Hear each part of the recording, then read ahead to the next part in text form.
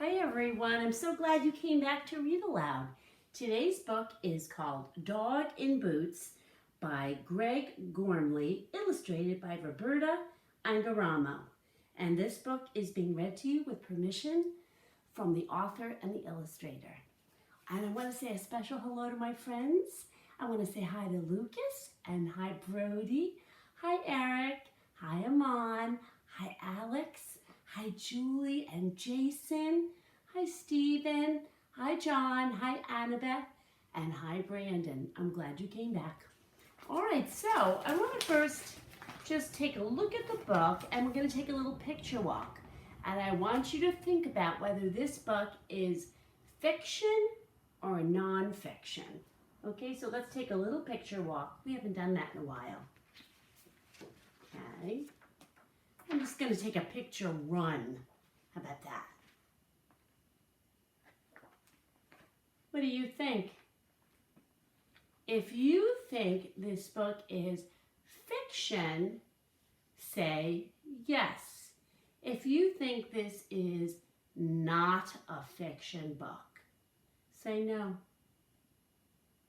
Okay.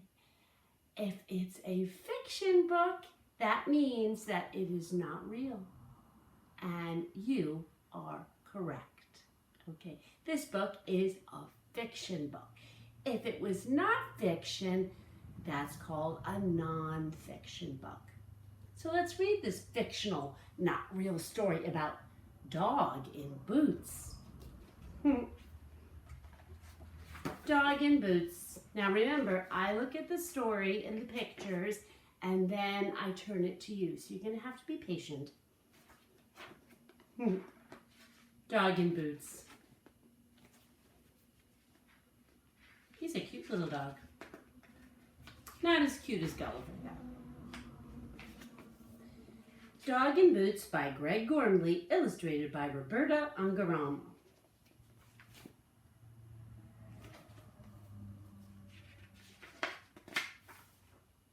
Dog was reading a brilliant book, all about a cat who wore a pair of truly magnificent boots. When he finished reading, Dog put the book down and he thought a little bit. Then he went to the local shoe shop. Why do you think he went to the local shoe shop? Any thoughts? Okay, let's see what happens. And maybe you've heard of that story about the cat who wore a pair of boots. Have you got any footwear as splendid as this? He asked, showing the book to the shopkeeper. I believe I have, said the shopkeeper, and brought out 4 just as splendid boots, 1 for each of Dog's paws. Bow wow, said Dog. I'll take them. Dog was so pleased that he went straight home. So why does Dog need 4 boots? Were you listening? Are you thinking? That's right. For each one of his 4 paws. Oh, I forgot there was an ellipsis here. Dog was so pleased that he went straight home, dun dun dun dun, to dig up his very best bone. What? But the new boots were not at all splendid or magnificent for digging, and they got so muddy that they looked quite awful. So Dog took them back into the shop. Oh, okay, so he was digging bones because that's what dogs do, right? And I don't know, if he got them all muddy, do you think that he can bring them back to the store? What do you think? What if you did that? Would you be able to bring them back to the shop?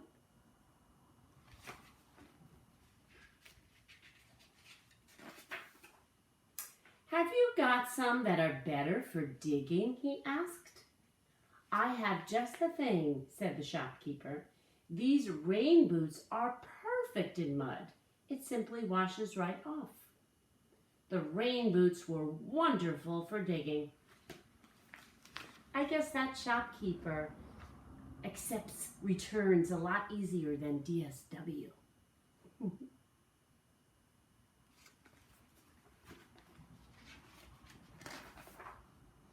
But when Dog went for a swim in the pond, they filled up with water and he sank with a plop. Dog took them back to the shop. There's a rhyming word. Plop rhymes with sh. That's right, shop. Do you see how big those words are? Why do you think the author wrote those words to be so large and in such bold print? That's right, he wanted me to read them with expression. He wanted me to say plop really loudly and with a lot of expression. Can you say that? Plop. That's correct. Great job. I've never seen a dog with a fish before in the water. Oh, I skipped a page. So Dog took them back to the shop. Have you got some that are better for swimming? He asked. The best thing for swimming, the shopkeeper said, are flippers. The flippers were fantastic for swimming. I have flippers too. Do you? Oh wait, I rhymed. I have flippers too. Do you? And there's an ellipsis here. The flippers were fantastic for swimming. Dun, dun, dun, dun. But when Dog tried to scratch, they flip-flap-flopped around his head in a very unsatisfying way. Dog took them back to the shop. Have you got some that are better for scratching? He said. I'm glad you asked, said the shopkeeper. With these high heels, you can scratch and look rather fashionable at the same time. For scratching behind Dog's ears, the high heels were simply divine. Now, I don't know about that, but I don't really wear high heels very often. And I know that you don't.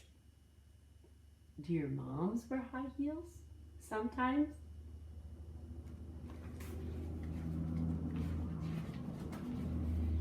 For scratching behind Dog's ears, the high heels were simply divine. Bum, bum, bum, bum.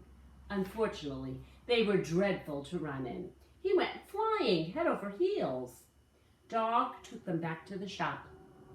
Have you got some that go a bit faster? He asked.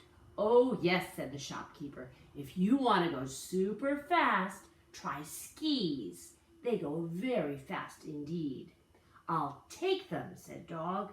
And he was gone before the shopkeeper could say, but only on snow. I think I know what might happen next. What do you think might happen next? Tell me the picture that's forming in your mind. Without any snow, Dog's skis didn't move at all. He couldn't run, or scratch, or swim, or dig. On his way back to the shop, Dog thought some more. Okay, he said to the shopkeeper, I want something that's good for digging and swimming and scratching and running. Oh, nice and furry too.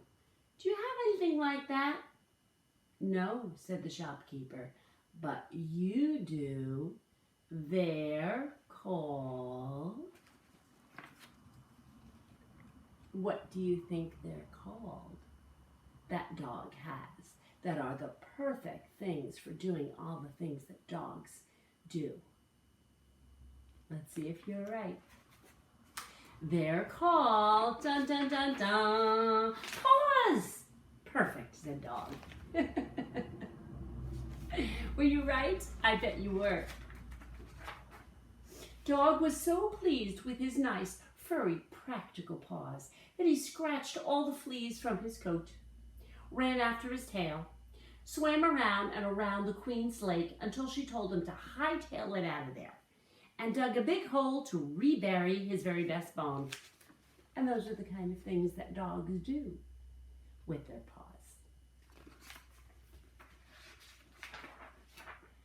Finally, Dog went home and picked out another brilliant book to read. This time it was about a girl who didn't wear any silly boots, but did wear a lovely red hood. Thought Dog. I know that story. We've read that story. And I bet you remember that story. What do you think Dog is going to want to do next?